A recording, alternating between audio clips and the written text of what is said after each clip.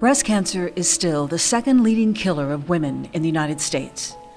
Based on 2011 census data and data regarding the incidence of breast cancer and typical survivor rates, approximately 1 in 37 El Paso women are breast cancer survivors. None of us have to look far to see a woman who has endured a breast cancer diagnosis. Mi mamá falleció de cáncer de mama. My mother had breast cancer. My maternal aunt had breast cancer, her sister. A fellow classmate that died of cancer, of breast cancer. My mother, Ofelia Armendariz, was diagnosed with metastatic breast cancer. When dealing with cancer, the worst thing you can do when you notice something different in your body is to not do anything about it. Early detection will make a big difference in the outcome when treating cancer. Well, I was living in Las Vegas, Nevada at the time, and I knew I had the lump in my breast, but I waited about 8 months before going to the doctor. When I found a lump, I would keep telling my mom, I know I have cancer, so I didn't want to go because I was scared.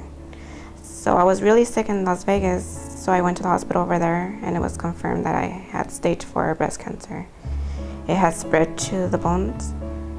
So at the time, I decided I needed to be with my family, so I relocated back to El Paso. So actually, I had a choice to go to any hospital, but I chose UMC.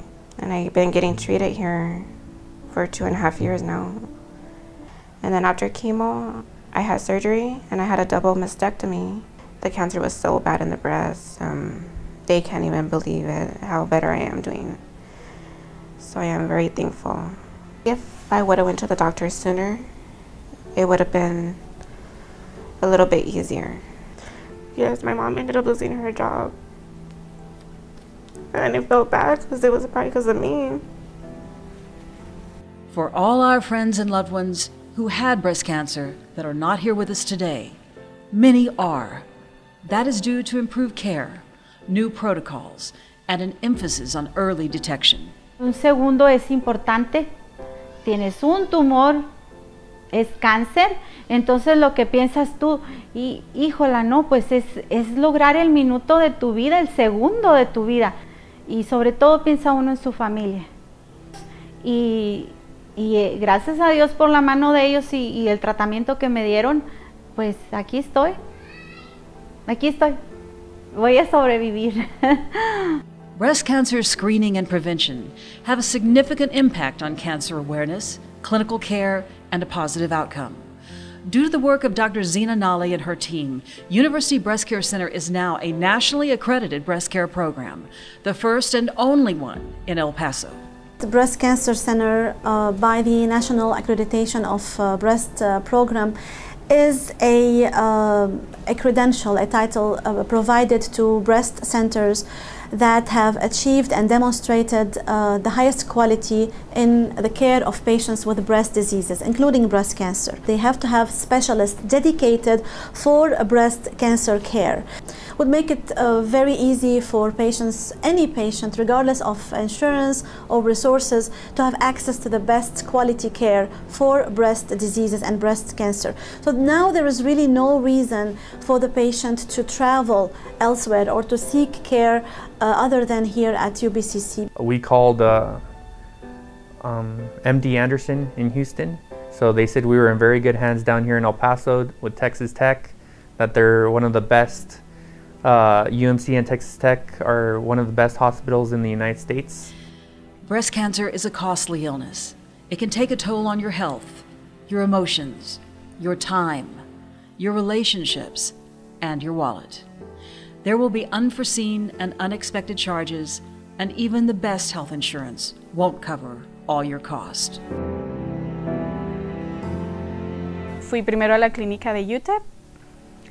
Me checó la doctora y me dijo, ¿sabes qué? Si tienes una bolita te voy a mandar al University Breast Care Center de Texas Tech. Me mandaron a hacer una mamografía y después de ahí la biopsia. Y ya de ahí, pues ya me dio la noticia el doctor. It's really hard to know that your loved one could be in danger. Mi esposo las primeras noches no dormía y Pues yo nomás trataba de relajarme por mí. No calificaba para ningún Medicaid, no tenía aseguranza. A mi esposo al principio era el que estaba buscando fuentes de ingresos. We were able to do the surgery, get the tumor out, and start the chemo. Se va deshaciendo de todo lo que tiene, poquito a poquito, para juntar ese dinero. Mi esposo ha tenido que vender un carro y ahorita todavía tiene a la venta su motocicleta. I've always told her that she's the most important thing in my life. If I have to get rid of everything, I'd happily do it for her. Recibimos ayuda también del trabajo de mi esposo. Él trabaja en una preparatoria. Entonces los niños de ahí nos ayudaron haciendo un concierto y recaudamos fondos. Entonces si ya hubiera algo o algún programa ya establecido, pues sí sería mucho más fácil, no tantos rodeos, la gente no se estresaría tanto.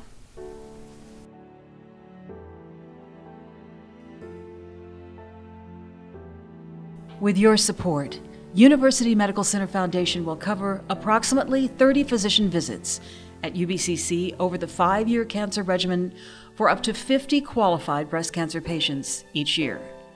UBCC will provide the best care available to every patient, regardless of income.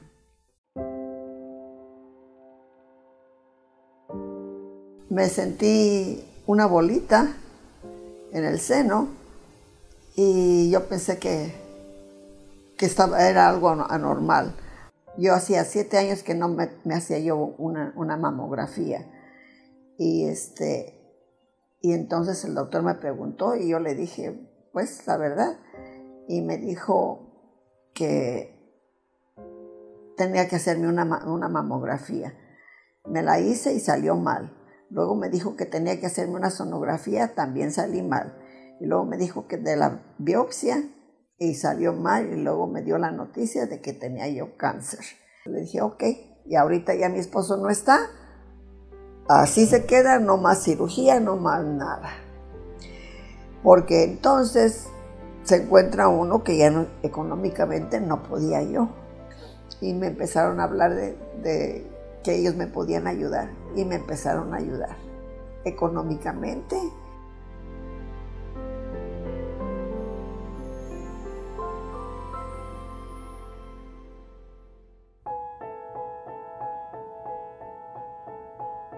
I do self-examination every month, and I felt something small, and it was at that point that I ran screaming to my OB gynecologist, and he told me there at the biopsy, he said, I'm highly suspicious. And within 8 days from that, I was on the table, and I told him, you take what you need. Don't think twice, don't look back. I don't want to come back here and know that you haven't taken enough. During the day, I get up and I do my stuff and I get ready for work and I prepare my husband's breakfast and I'm out of the house and I'm off to work. And when I'm at work, I work. And when I go home, that's when it hits me that I'm on a different path now. My husband has a lot of health issues, and I've been his chief caregiver. We've been married 41 years, and I've been his chief caregiver for 26 of those years. And my first thought was, oh my God, I've got to get this taken care of. Who's going to take care of him? I'm not ready to check it out. I've got plans. I've got things to do.